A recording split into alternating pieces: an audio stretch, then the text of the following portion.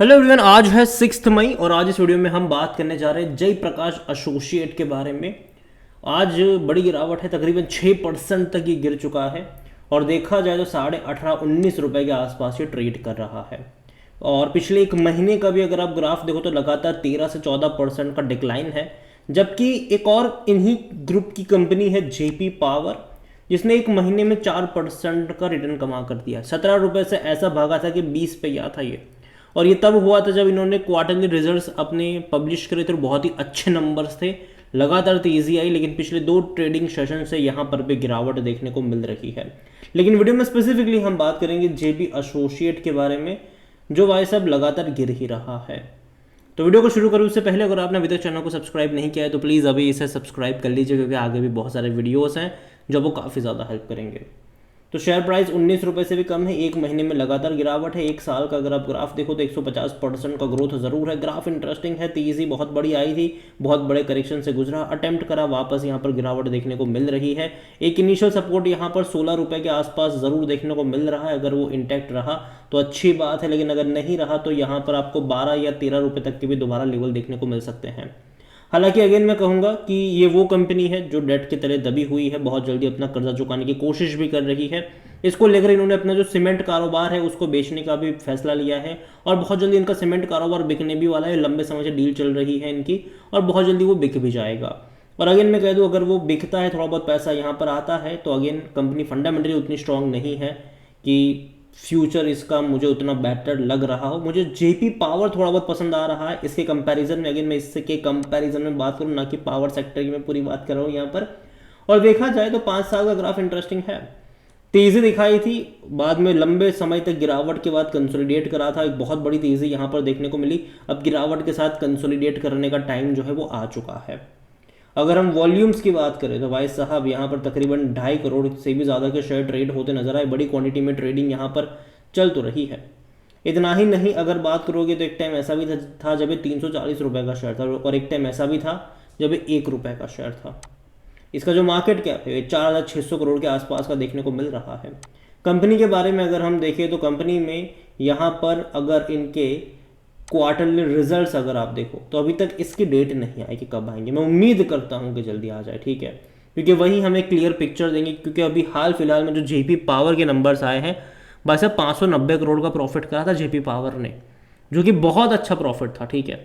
जबकि यहाँ पर देखना है, क्योंकि ये लगातार नुकसान में ही है, ये लगातार लॉस मेकिंग कंपनी रही है, तो ये देखना इंटरेस्टिंग होगा कि कंपनी यहाँ से प्रॉफिटेबल हो भी पाती है कि नहीं।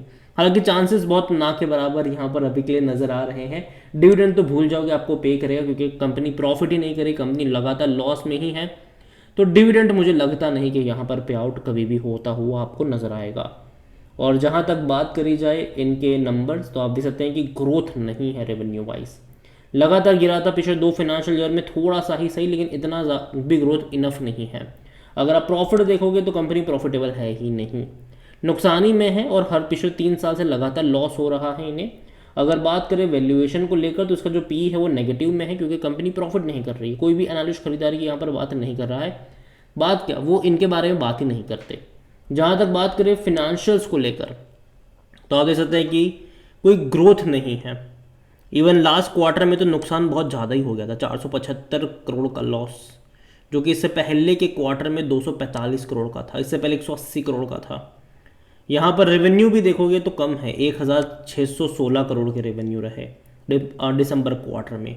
अभी मार्च के नंबर आने हैं, जिसकी कंपैरिजन मार्च 2023 से हम करेंगे कि भाई साहब 1,945 करोड़ का 1,950 करोड़ का तब रेवेन्यू था, तो भाई साहब इससे ज़्यादा का रेवेन्यू एक्सपेक्टेड रहेगा। और लॉस ही था, 320 करोड़ का यहाँ पर लॉस ही था। तो इस बार भी मैं एक्सपेक्ट तो नहीं कर रहा हूँ कि प्रॉफिट में आ जाएंगे, ये लॉस ही यहाँ पर रिपोर्ट होता नज़र आने वाला है। जहाँ तक शेयर होल्डिंग के बारे में अगर हम देखें तो प्रमोटर की 29.97% की होल्डिंग है। जून में अगर आप देखोगे तो 37.74 था, प्रमोटर लगातार बेच रहे हैं यहाँ पर। 37.74% की होल्डिंग, जिनमें से 7.71% गिरवी था। सितंबर में अगर आप देखो तो 37.70%, जिनमें से 7.71 गिरवी था। दिसंबर में बहुत बड़ी बिकवाली कर ली इन्होंने, हालांकि जो गिरवी थे उन्हीं को यहाँ पर बेच दिया, ये आप कह सकते हो। 29.97% का स्टेक है उनके पास, जिनमें से 0.47 अभी भी गिरवी है। मार्च में अगर आप देखो तो अभी भी जो गिरवी है उनको छुड़ा लिया। आप देखिए यहाँ पर पहले क्या था कि होल्डिंग जो इनकी जो गिरवी नहीं थी वो 29.99% की थी और गिरवी थे 7.71%। तो यहाँ पर अभी अगर देखो तो 29.96% है अभी हाल फिलहाल में, और गिरवी है 0.42%। मतलब कि जो गिरवी थे उसी को यहाँ पर बेचा गया है, ठीक, या फिर ये कह लो कि जिसके पास उन्होंने कैश इन कर लिया। म्यूचुअल फंड 0.11% पर है, डोमेस्टिक 9.75% पर है, एफ आई यहाँ पर 2.09। और सरप्राइज ये है कि एफ ने जम के खरीदारी करी है। जो यहाँ पर एफ यहाँ पर दिसंबर में 0.98% पे थे, वो भाई साहब 2.09 पर आ गए। तो बड़ी क्वांटिटी में कह सकते हैं कि एफ ने यहाँ पर खरीदारी करी है रिटेल और अदर्स की यहाँ पर 58.09% की होल्डिंग है, जिनमें से 29.15% रिटेल इन्वेस्टर के पास है और अदर पार्टीज 28.95% का स्टेक यहाँ पर लेकर बैठे हुए हैं। देखिए ओवरऑल अगर बात करूँ जेपी एसोसिएट के बारे में, जयप्रकाश एसोसिएट के बारे में, देखो कंपनी फंडामेंटली बहुत ज़्यादा वीक है। अगेन मैं कह दूँ फंडामेंटली बहुत ही ज़्यादा वीक कंपनी है ये, और यही वजह है कि मैं अभी इसको अवॉइड करना पसंद करूँगा। अगर मुझे रिस्क लेना ही है जेपी ग्रुप में तो मैं जेपी पावर पे ले लूँगा, लेकिन मैं यहाँ पे जाना पसंद नहीं करूँगा। हालांकि इनका सीमेंट कारोबार डेफिनेटली बहुत जल्दी बिकने भी वाला है, लेकिन फिर भी मैं इतना ही कहूँगा कि जो भी पैसा आएगा उसका इस्तेमाल डेट को चुकाने में ही होने वाला है। और फिर आगे जाकर जेपी एसोसिएट से ज़्यादा मुझे लगता है कि जेपी ग्रुप जो है वो अपना पूरा फोकस अपना पावर कंपनी पे करने वाले हैं, ना कि इसके ऊपर करेंगे। तो यही वजह है कि मैं अभी के लिए इसको अवॉइड करना पसंद करूँगा, क्योंकि जिस तरीके से तेज़ी यहाँ पर देखने को मिली है मुझे लगता है कि वापस से यहाँ पर पहले वाली गिरावट एक्सपेक्टेड रहेगी, फिर लंबे समय तक का कंसोलिडेशन भी एक्सपेक्टेड रहेगा।